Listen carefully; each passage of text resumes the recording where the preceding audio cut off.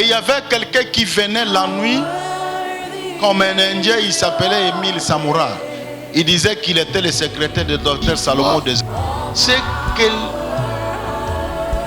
l'œil de ton grand-père n'a pas vu. Amen. Certainement aujourd'hui vous n'aurez pas grand-chose parce que nous allons seulement introduire. Il n'y aura que l'introduction. Votre papa Lisungi Mboula de Kisangani, c'est celui que vous voyez. J'entends parler de Lisungi au Brésil, j'entends parler de Lisungi par-ci par-là, j'entends parler de Lisungi partout au monde. Il y a de ceux qui se sont fait Lisungi et il y a de ceux-là même qui ont pris la mort de celui que vous voyez là-bas. Vous saurez pourquoi je travaille, je sers le Seigneur dans toute humilité. Et dans mon humilité, il y a certaines personnes qui pensent qu'ils peuvent me piétiner, ils peuvent marcher au-dessus de moi, tout ça. Ce n'est pas ça. C'est Dieu. C'est Dieu qui a fait que je sois celui que je suis là et que vous me voyez aujourd'hui vivant. Moi-même, je ne crois pas. C'est au-delà de mon imagination. Comment je suis vivant jusqu'aujourd'hui. Croyez au Seigneur Jésus. Amen. Non seulement nous entrerons dans ce royaume, mais il nous maintiendra vivants sur cette terre. Que ce Dieu-là nous bénisse. Amen. Lisungi Mboula, papa, votre papa que vous voyez ici, le message que j'ai reçu du Seigneur Jésus-Christ était celui de vous annoncer qu'on ne perde pas de vie ici sur cette terre. Parce qu'il y a la vie après la mort. Amen. Ça me fait étonner qu'il y ait des pasteurs qui prêchent le royaume des cieux et qui se disent rencontrer le Seigneur, ça toutes les fois se détourner de leur chemin. C'est ce que je dis, c'est même plus grave que la gravité.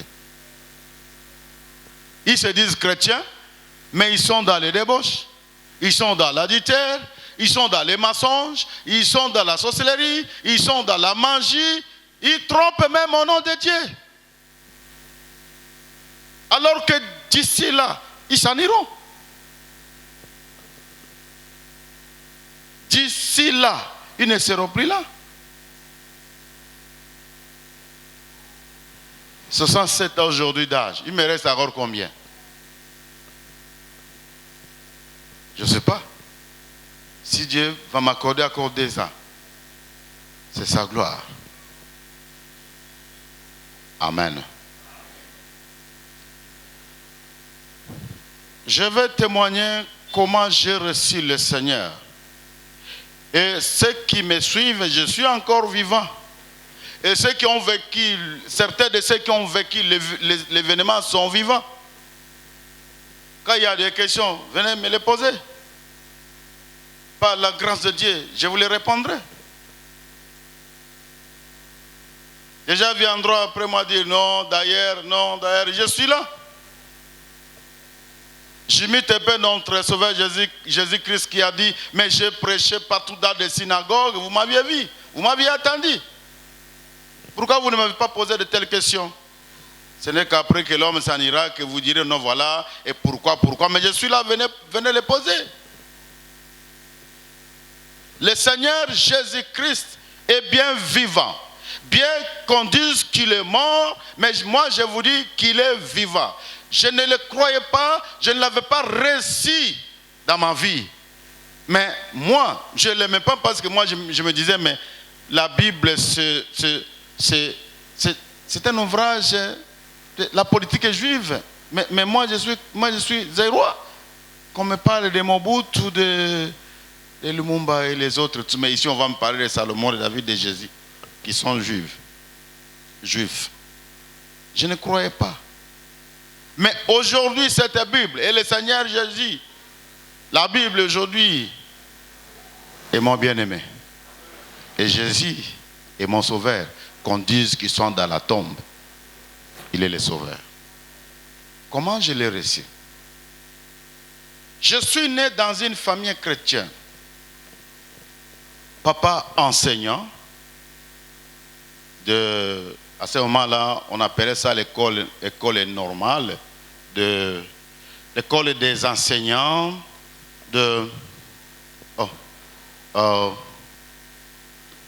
Là où on formait les enseignants. À leur époque, ils ne faisaient que 2 ans. Et à notre époque, pour devenir enseignant, il fallait faire 4 ans. On appelait ça l'école normale, n'est-ce pas? Et mon père était enseignant et professeur de l'école normale. Quand il a terminé ses 2 ans post-primaire, et comme il a distingué, on l'a retenu, il a enseigné là-bas. Après, quand on cherchait des évolués, à ce moment-là, on les appelait les évolués. Les gens qui savaient lire et écrire, on les appelait à notre époque, quand on venait de naître, les évolués. Et quand on cherchait les évolués, et on l'a pris à l'INERA, on l'a engagé à l'INERA. Et c'est là que je suis allé, c'est là que nous sommes nés. À l'INERA, INERA Yangambi. Vous savez, fonctionnaire de l'État, qu'il soit évolué, mais on se sentait pauvre. Je dis toujours que je suis né dans une famille pauvre. Et quand je dis pauvre, c'est vraiment pauvre que la pauvreté. Et j'ai grandi dans un milieu où il y a des ingénieurs agronomes, il y a des ceci. Et à notre époque, il y avait même des Belges, des Blancs, qui étaient aisés. Mais nous,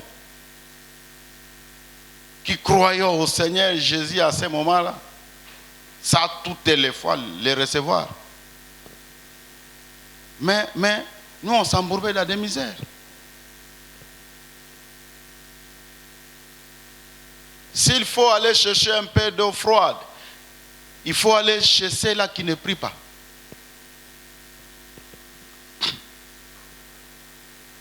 Notre papa nous défendait de prendre, ne pouvait en aucun cas accepter qu'on prenne de la bière, qu'on fume, qu'on fasse quoi que ce soit. Et on a grandi comme ça. Moi, j'ai goûté la bière quand je suis déjà chrétien. Et il y a de mes frères qui, jusqu'à aujourd'hui, n'ont pas goûté à la bière et ils se marient chastes. Vous me suivez? Ça, c'était la ligne de conduite de notre papa. Et il nous disait ceci. Si tout ce que vous demanderez à Dieu,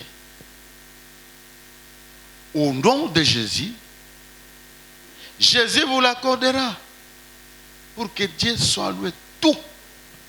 Alors je me disais, ok, papa ne trompe pas, il ne ment pas. Et je priais chaque jour que notre papa change un peu de vie. Et au fur et à mesure que les enfants naissaient et Dipé subissait sa fraction,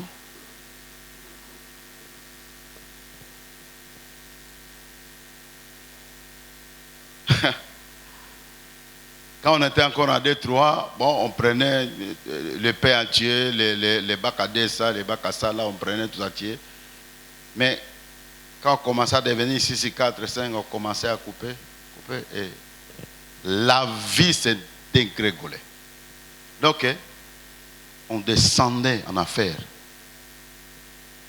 Et moi, je me disais, mais nous qui prions, parce que je me levais tous les matins, chaque jour, et je priais pour que papa ait une fille qui ait une petite promotion dans son emploi là-bas à l'INERA. Mais c'était le contraire. Au fur et à mesure qu'on priait, c'est alors que la misère croissait. C'est alors qu'on s'embourbait vraiment dans qu'est-ce qu'on dit, dans la pauvreté. Et quand je reste là-bas, je me dis, mais les amis étaient là. Quand ils se regardent, cette fille-là, je ne l'ai pas encore connue. Moi, je vais la connaître. Voilà, j'ai déjà connu celle-là. Mais nous on se disait, mais les gens qui ne vivent que dans les péchés, ils étudiaient, mais ils prennent des cigarettes, des ceci, des cela. Et des petits garçons, comme leur papa était un peu riche, à notre époque, là, les ingénieurs, c'était des riches à l'INRABA. Il y a des enfants, des garçons qui viennent à l'école avec des cigarettes qu'on appelle cigares, qui coûtent cher. Moi, je me disais, c'est Dieu-là, Dieu est pour ceux qui prient, ou Dieu est pour ceux-là qui ne prient pas. Et vous savez, ceux-là qui avaient la chance d'obtenir leur diplôme d'État à l'époque et qui sont allés à l'université, nous on les appelait à ce moment-là, pas les étudiants comme vous appelez aujourd'hui, mais les universitaires. Est-ce qu'il y a déjà de notre époque ici? On les appelait les universitaires. Et quand on va à l'école d'application, on va là-bas, quand on sort, on dit, bon, je vais un peu voir comment les universitaires mangent, comment ils parlent, ils marchent comment, quelle est leur démarche. Et bon, comment, quand ils sont dans leur pause, ils sont comment. Bon. Donc, chaque jour, quand on sort de l'école, on va à l'université. Voir un peu Saint-Jean là, bourré, Saint-Jean de la tête bourrée de matière, comment il mange, comment il parle, comment il joue, comment il cause, tout ça.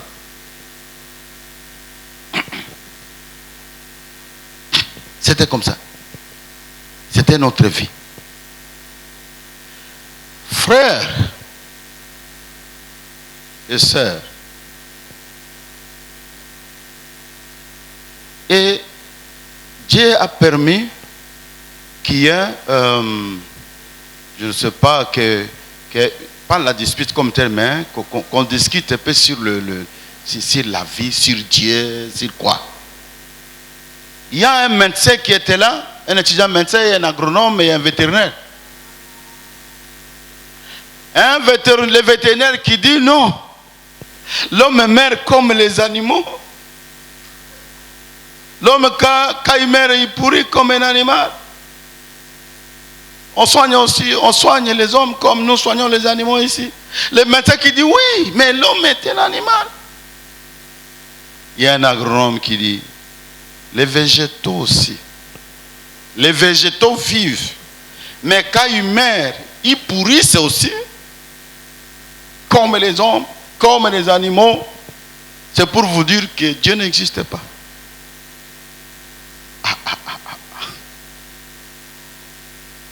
Et l'autre s'est dit, et tous ces prêtres qui sont venus de l'Europe, ces missionnaires, oh les mincés, les reprends, il dit non, ce sont des chômeurs d'Europe. J'étais là, je me suis dit, qu'est-ce qui se passe? À la fin, ils se sont dit, ceux qui prient, ce sont des fadas. Ça, c'est le terme qu'ils avaient utilisé. Ce sont des fadas, ce sont des niais.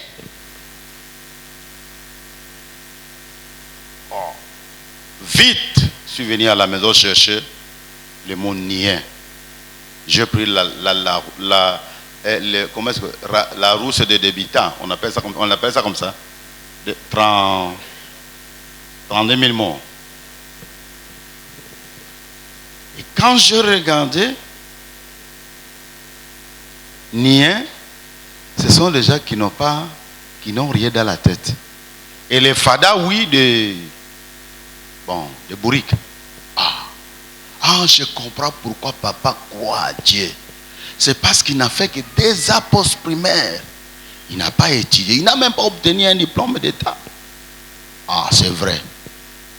Papa prie parce que c'est un semi-lettré, un bourrique.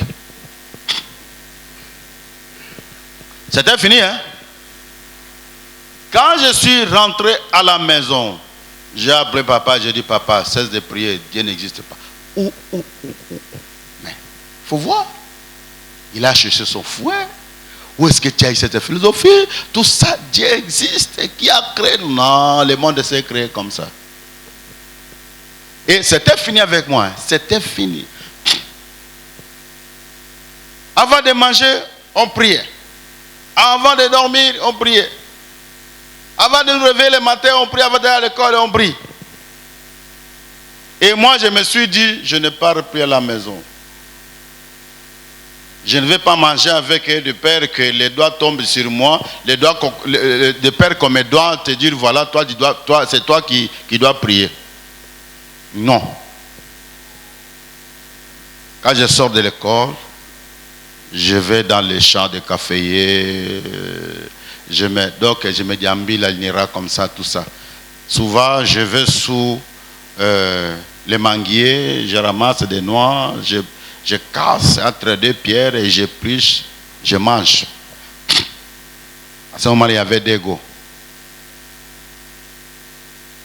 Moi, je n'ai pas fait la deuxième année de l'école primaire. À notre époque, si vous distinguez, vous enjambez la classe. Et j'ai terminé, je n'avais que 15 ans. La première année, j'ai fait 86% et le prêtre a dit qu'il passe directement en troisième année. À troisième année, 92%, il dit non, il saute la quatrième, il part à... C'était comme ça. Quand on est arrivé à cinquième, il dit non, il ne faut plus qu'il saute la sixième. Il doit continuer. Et quand j'ai terminé, j'étais trop petit. Avec combien? 57, lauréat. Le prêtre me dit, bon, tu attends, il faut que tu obtiennes au moins, et que tu aies l'âge de 17 ans, comme ça tu iras à l'université. Tu enseignes déjà ici. J'enseignais les papas Barbie, les agronomes Barbie comme ça. Je les enseignais. Et on m'a dit, bon voilà, vous avez fait une année, 2 mois, mais il y a votre rappel est là, votre argent est venu, venez signer. Et les amis qui me disent, dis, toi tu vas signer le bulletin de paie comme des vieux. J'ai dit non, non, moi aussi. Il y a l'argent là-bas, on m'appelle, je refuse, je dis non. C'est papa qui va signer. Papa est allé, je ne sais même pas c'était combien jusqu'à aujourd'hui. Bon, là on est allé un peu loin. Quand je ne voulais plus prier, je me disais, je ne veux plus prier parce que Dieu n'existe pas. Vous qui avez suivi dans l'Internet, hein, vous avez suivi, vous avez lu, vous n'aurez pas tout ça. Mais vous aurez ici les essentiels. À ce moment-là, on témoignait quand on était encore trop profane. Mais aujourd'hui, on a quand même une petite mentière biblique dans la tête. Hein. On essaie d'effacer certaines choses qui étaient comme si on vantait Satan. Voilà. Alors quand je ne voulais plus prier avec mes frères et ma famille à la maison, c'est alors qu'un blanc est venu me chercher. Je parle d'un blanc. S'il y a un blanc qui va m'accuser ici, il n'est pas un blanc. Ok. Quand je parle d'un blanc, je sais pourquoi. Je suis humain. Je vais vivre le reste de toute ma vie. Voilà.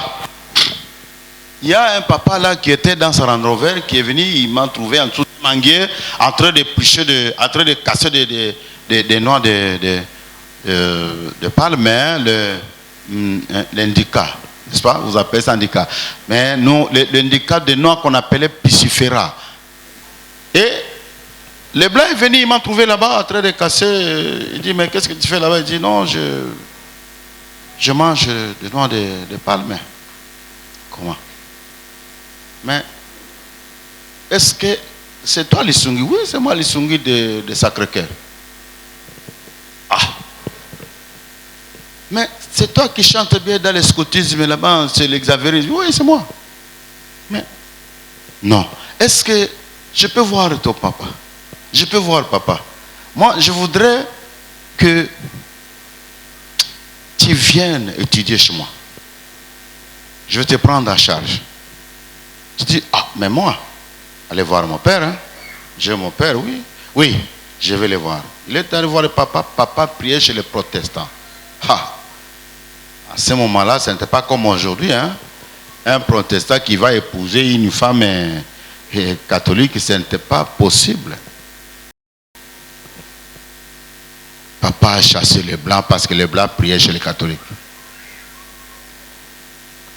Et les papas qui ont dit, mais toi tu es fou? Hein? On veut te décharger de certaines choses et toi tu refuses que l'enfant est chez les blancs. Les papas au nombre de 9. Parce qu'eux aussi ils étaient au nombre de 11. Papa était le nœud et les autres là. Bon, les 9, il y a un qui était parti et les 9 qui étaient restés là-bas ont fait ma valise et ils m'ont amené un de chez les blancs. Et papa les regardait impuissants. Comme c'était toute la famille qui était pour et il n'y a que lui qui était contre, alors il n'avait pas le pouvoir de m'arracher entre les mains de ses petits frères. Ils n'ont pas. Ils m'ont amené chez les blancs. Le blanc m'a reçu. Quand il m'a reçu, il a dit, mais papa m'a donné une Bible. Quand je partais, papa m'a suivi. Il dit, qu'est-ce que... Et il pleurait. Hein? Qu'est-ce que je vais te donner? Je te donne la Bible. Ici, il y a la protection. Ici, il y a l'argent. Ici, il y a le royaume des cieux. Je le regarde, j'ai pris la Bible, mais un peu là, quand il ne me voyait plus, j'ai pris les aliments, j'ai brûlé tout ça, j'ai dit ça c'est vraiment de la folie. L'argent ici, la protection ici, je dis ça, c'était... Voilà. Je suis allé chez le blanc. Quand les blancs m'ont vu, avec ma valise qui me semblait belle. Il dit, on va brûler ça, on va brûler tout ça, et les habits, les uniformes que tu avais là, tout, les pantoufles et tout, on va brûler. Comment ça? Brûler? Pourquoi? Oh, j'ai encore des uniformes qui sont encore belles là. Non, on brûle. Bon, on met le feu, on brûle. Et j'entre, il dit, viens voir ta maison. Ta chambre, je vais voir ma chambre. Je pars, je regarde, c'est une chambre spacieuse. Vraiment plus, une grande chambre plus que celle qu'on dormait à 11. Je dis, mais ça? Je lui pose la question de savoir si réellement cette chambre m'appartenait. Il me dit, c'est ta chambre. Je regarde le porte-manteau, il y a les uniformes, il y a tout là-bas. Il y a les pantoufles, il y a les pantougas, et bon voilà. Mais je suis devenu riche. Et il dit, voilà, voici parce que j'ai brûlé ta valise et je te remets celle-ci. La valise qu'on appelait à cette époque-là, on vient de loin. Moi je n'étais pas citadin comme vous ici. Hein. Qu'on appelait à l'époque diplomatique. Avec des codes, de ceci, de cela. Je regarde la valise, je regarde les blancs, je dis, mais ils s'amusent, ils trompent, qu'est-ce qui se passe? Parce que ce sont des grabouana qui détiennent des valises comme ça. Ok, on sort un tout petit peu, le temps d'arranger ton lit. On rentre et dit, ça c'est ton lit. Un vaste lit, autant de fois que celui qu'on dormait à 11. C'est terrible. Et vous savez, notre matelas c'était quoi? La litière. Je lui ai de nouveau posé la question si réellement les lits m'appartenaient. Les lits avec quelque chose comme manivelle, on appelle ça manivelle, hein? Oui, manivelle. Quand vous tournez, ça fait ceci, quand vous faites ceci, ça fait. Et puis là-bas, quand vous faites, vous tournez de l'autre côté, il y a le miroir qui sort et vous vous regardez comment vous dormez, je dis mais. Et il me dit, bon voilà, quand il va faire chaud, tu appuies ici.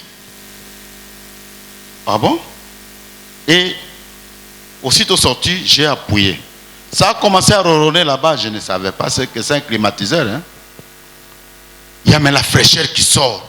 Je dis, oh, oh, oh, c'est ce que les chrétiens appellent les royaumes des cieux. Vite, je me déshabille, je me jette au lit. Et quand je me jette au lit, le lit me projette, je dis, oh là là là là, je n'ai jamais vu ça. C'est terrible, hein? Alors, la nuit, je me suis dit, j'ai pitié de mes frères qui croient encore à ces dieux de papa là. Quand je priais, il n'y avait pas ça.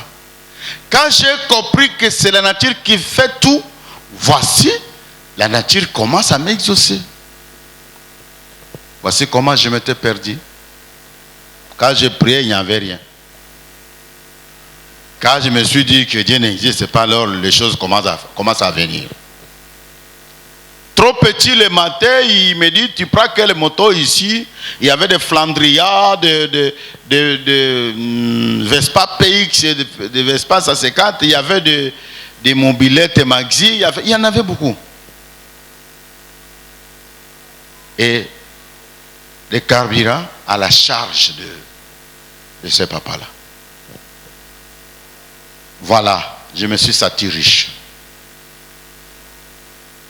Et je continue avec les mouvements d'Exavery.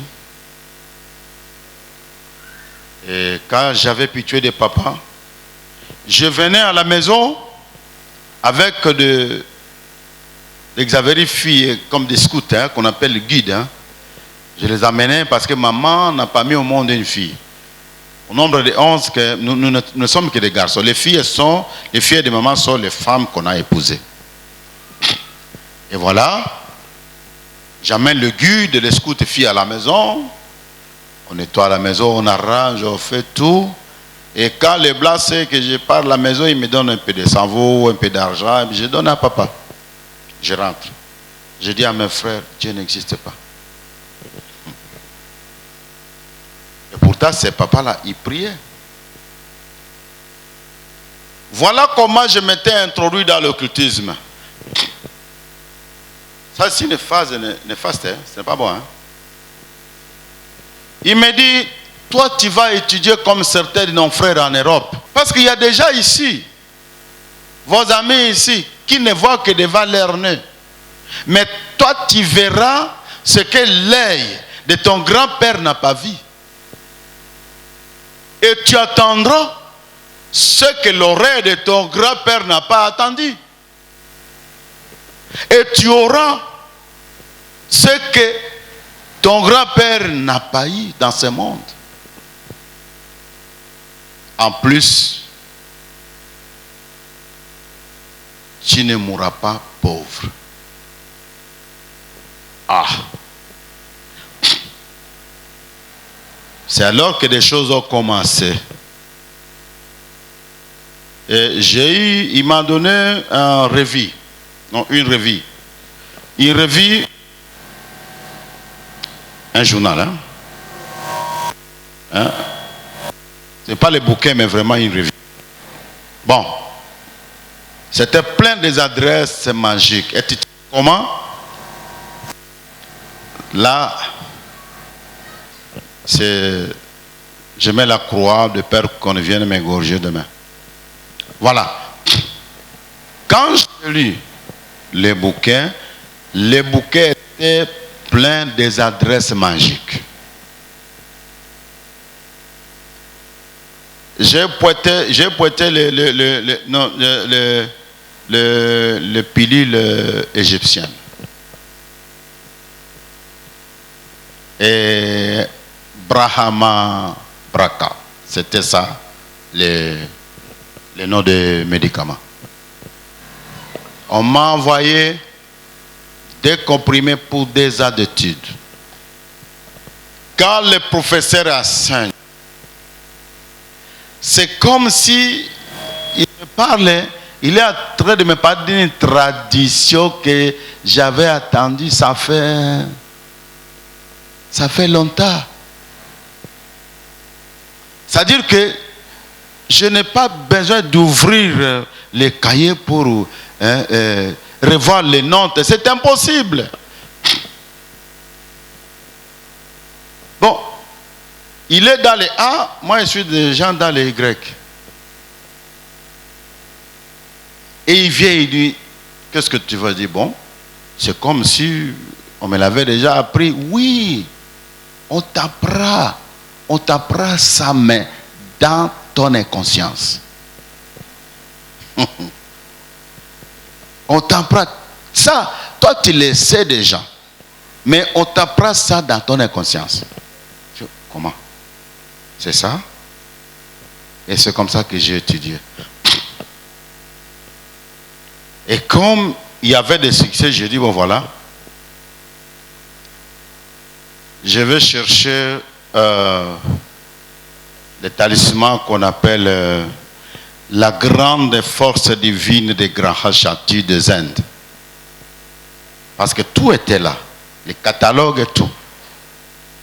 Je dis, donnez-moi la grande force divine des Graha Shakti des Indes. On m'a envoyé 6 bijoux.